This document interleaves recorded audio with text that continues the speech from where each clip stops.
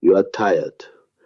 Perhaps you cannot even say exactly why, but you feel it. That sense of carrying an invisible weight everywhere you go, as if it were your private duty to keep everything balanced, to please everyone, to avoid every conflict, to be kind and understanding and agreeable at all times. You learned this early, that being a good person was simply the right way to be, that the good win in the end, that if you are kind, others will return it, that it is enough to be fair and honest and humble, and the world will see it and reward you. But what if I told you that this is a lie, a comfortable lie, taught to keep you well behaved, predictable, easy to manage?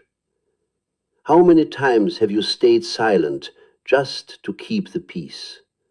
How many times have you erased yourself rather than disappoint anyone? How many times have you let someone disrespect you, take advantage of you, and still you smiled and said it was fine, and swallowed your anger and your tears and your pride, all in the name of a virtue that only got you overlooked? 500 years ago, a Florentine named Niccolò Machiavelli wrote down the naked truth about how power actually works, and the world has called him wicked ever since. I do not think he was wicked. I think he was honest.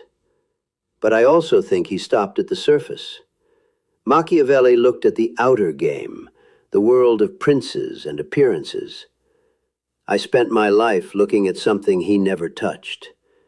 The inner one, the soul. And what you are about to hear is not a lesson in cunning. It is something far more dangerous to the person you have been. It is an awakening, Dot. Because as long as you live to please everyone, you remain in their hands, a hostage of your own kindness. So let us speak plainly without the mask about why you must stop trying to be a good person. And no, that does not mean becoming cruel or cold. It means becoming whole. Do you still believe the world treasures good people? Then look around you. Who is admired? Who holds the positions of respect, of influence, of room to breathe? Are they the most generous and compassionate among you? Or are they the ones who are assertive, clear, difficult to manipulate? The truth is hard. Your world is not governed by kindness. It is governed by usefulness. Machiavelli saw this centuries ago. He did not write The Prince to teach malice. He wrote it to show how the game is actually played. And one of his bitterest lessons was this: to be good is not enough. In many cases, being good is the fastest road to being discarded. You can spend your whole life being loyal and kind. You can give your best and ask for nothing back. But on the day you are no longer useful, you will be forgotten, replaced, set aside, and often without the smallest flicker of guilt from the other side. Because the world does not weigh your worth by your morality. It weighs you by what you provide, by the consequence you carry. Have you noticed that the agreeable ones are always running after others, always explaining themselves, always trying to prove they deserve a place, while those who set boundaries, who can say no, who present themselves plainly, are respected. They are given a voice and space. And why? Because kindness without strength is read as weakness. The one who never confronts, never threatens, and the one who poses no consequence is not taken seriously. He is seen as a resource, not a person, a tool, not a presence. Machiavelli put it bluntly: A ruler forced to choose is safer being feared than being loved. Now, this is where most would simply hand you Machiavelli's playbook and send you off to practice it. But I am not Machiavelli, and I must ask the question he never asked. Not how the game is played, but why you, in particular, are always the one who fades away. Why you are compelled to please. That answer is not out there in the world of princes. It is in here, in your own psyche. If this is reaching something in you, subscribe to this channel so the rest of this descent can find you. You were not born wanting to please everyone. That was taught to you. Worse, it was conditioned into you. From your earliest years, you learned that being accepted came at a price, and the price was pieces of yourself. The forced smile, the swallowed wish, the silenced opinion. From "do not do that, it is ugly," to "be nice," to "do not talk back," to "oh, you are so well behaved." And little by little, you shaped yourself into the thing the others expected. What no one told you is that pleasing everyone, always, is an emotional trap. A prison built out of poisoned compliments and punishments dressed up as upbringing. You learned that if you pleased, you would be loved, and that if you showed anger or drew a line or wanted something for yourself, you would be cast out. So you did what any mind does in order to survive. You adapted. And here is the trouble. That adaptation hardened into submission. Today you cannot say no without guilt. You feel responsible for everyone's well-being, even when it is quietly destroying your own. You are frustrated, and you keep it inside. You are disappointed, and you forgive too fast. Now let me name, in my own language, what is actually happening to you. That smiling, agreeable self you present to the world, I called it the persona, the mask. It is the face we put on to be accepted, to fill our role, to belong. The persona is not in itself a sickness. We all need one. The danger begins when you forget you are wearing it. When the mask fuses to your face, and you mistake it for who you are. Because everything you had to bury in order to keep that mask smooth, your anger, your selfishness, your refusals, your appetite, did not disappear. It sank into what I called the shadow, and there, unwatched, it grows dot. So hear this carefully. Your kindness, so often, is not kindness at all. It is fear. The fear of rejection, the fear of not being loved, the fear of being seen at last as a bad person. You call it empathy, but underneath it is the fear of confrontation. You call it understanding, but underneath it is the fear of being abandoned. Your goodness has become a mask, an unconscious strategy to spare yourself the pain of being rejected. And the mask charges a terrible price. It smothers your authenticity, your strength, your dignity. And if you never take it off, it will harden into your very skin. And one day you will stand before the mirror and no longer know who is looking back. Machiavelli understood the power of the mask better than almost anyone. He wrote that everyone sees what you appear to be, but few ever feel what you truly are. It is a sentence like a blow. People do not see your intention. They react to your image, your appearance, the impact you make. You may be the most just person alive, but if you seem weak, you will be treated as weak. He said, the prince must be a fox to recognize the traps, and a lion to frighten the wolves. and he warned that a man who insists on being good in every circumstance is doomed to ruin among so many who are not good. And you know this in your body, because you have been that man. You tried to be good in every situation, and what did it earn you? Abuse, silence, injustice.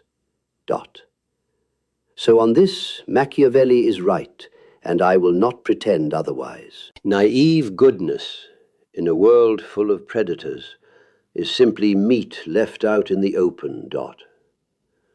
But now I must be honest with you, more honest than the worldly advice you are used to. Machiavelli's cure is the cure of the outer world. Change your appearance, be feared, learn to wear a cleverer mask.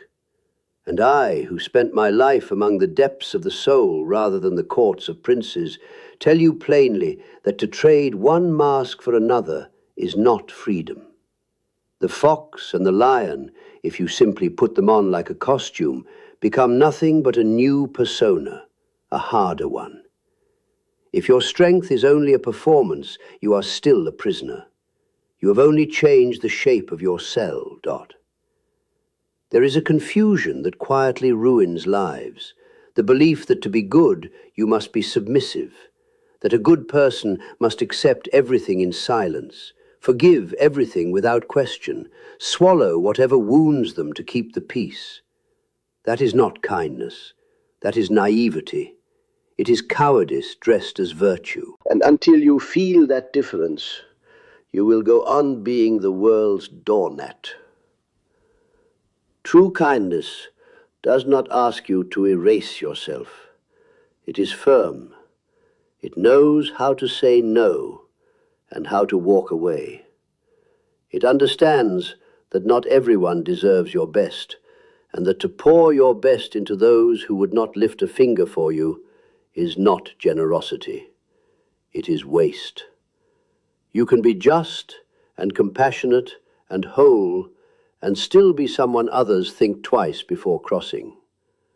Machiavelli, for all that he seems cruel to modern eyes, did not hate virtue. He hated naivety. So ask yourself, honestly, is your kindness protecting you or exposing you? Is it making you stronger or slowly destroying you? But here is where I must take you further than the worldly answer can reach. Many who finally wake from their submission fall straight into the opposite error. They decide that the only escape is to become cold, hard, calculating, untouchable.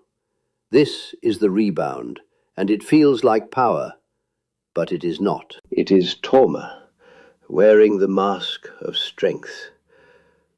When you abandon your own essence and armor yourself in ice, you have not integrated your shadow. You have been possessed by it. You have only swung from one extreme to the other, from the doormat to the tyrant, and both are prisons. But the real liberation is neither. It is not to stop being good and start being cruel. It is to become whole. I once wrote a line that holds the entire secret. I would rather be whole than good. Do you understand what that means? It means you do not amputate your gentleness, and you do not amputate your steel. You own them both, consciously. You let the anger you exiled come home, not to rule you, but to serve you, as the boundary it was always meant to be. The strength that comes from this is not a performance, like Machiavelli's mask. It is real, because it is yours. So how do you set down the mask without betraying who you are? First, understand that your voice matters. You were taught that complaining, that disagreeing, that drawing a line is selfish. That is a lie. The selfishness is in expecting you to live in silence while others speak over you. To take a stand, to say, I do not accept this, is not selfishness, it is dignity. Second, practice the word no. It is one of the most freeing acts there is, and it need not be shouted or sharpened into a weapon. A calm, firm, unnegotiable no carries more weight than 1,000 explanations, because it says the one thing that matters: you have limits, and those who have limits are respected, while those who have none are used. Third, watch closely who is troubled by your change. They are your thermometer. If you begin to stand up for yourself and someone protests that you have become strange or different or selfish, it is because your submission was useful to them. By changing, you have broken the silent pact that let them use you. Their discomfort is not your failure. It is your proof of progress. Fourth, stop trying to be understood by everyone. Not all of them will understand who you are becoming, and that is as it should be. You owe no loyalty to the image they built of you. Your loyalty belongs to your own truth and your own peace. Fifth, trade the hunger to be accepted for a commitment to be authentic. When you act from what is real in you, you will surely displease some, but you will draw the respect of the ones who truly matter. And more than that, you will begin, perhaps for the first time, to respect yourself. That is the one respect no one can ever take from you. Each of these steps is the slow, patient work of calling home the parts of yourself you sent into exile. The anger you buried was never your enemy. It was your boundary, waiting all this time to be claimed. So let me be brutally honest with you, as I would want someone to be with me. How long will you go on playing the agreeable one? How long will you spend your energy, your voice, your dignity, to hold up an image that was never even yours, but that others handed you and expected you to wear? You imagine this is virtue, nobility. It is a prison, a cell decorated with false compliments, where you are applauded for being harmless, for being predictable, for posing no threat to anyone. And let me tell you the thing perhaps no one has had the courage to say. No one is coming to free you from it. No one will arrive to thank you for all your sacrifice and grant you the respect you are owed and tell you that now, at last, you may rest. It will not happen. Because for as long as you are willing to be used, there will always be someone willing to use you. This is not cruelty. It is simply how things are, and reality does not bend itself to your good intentions. You can go on being the good person the world pressed upon you, calm, patient, endlessly available, always saying yes. And you may prepare yourself for a future of resentment and frustration and slow invisibility. Or you can wake up. You can decide here that your kindness will no longer be a collar around your neck, that from now on you will choose when to give and to whom, that you will no longer hand out what you never receive. The world respects those who respect themselves.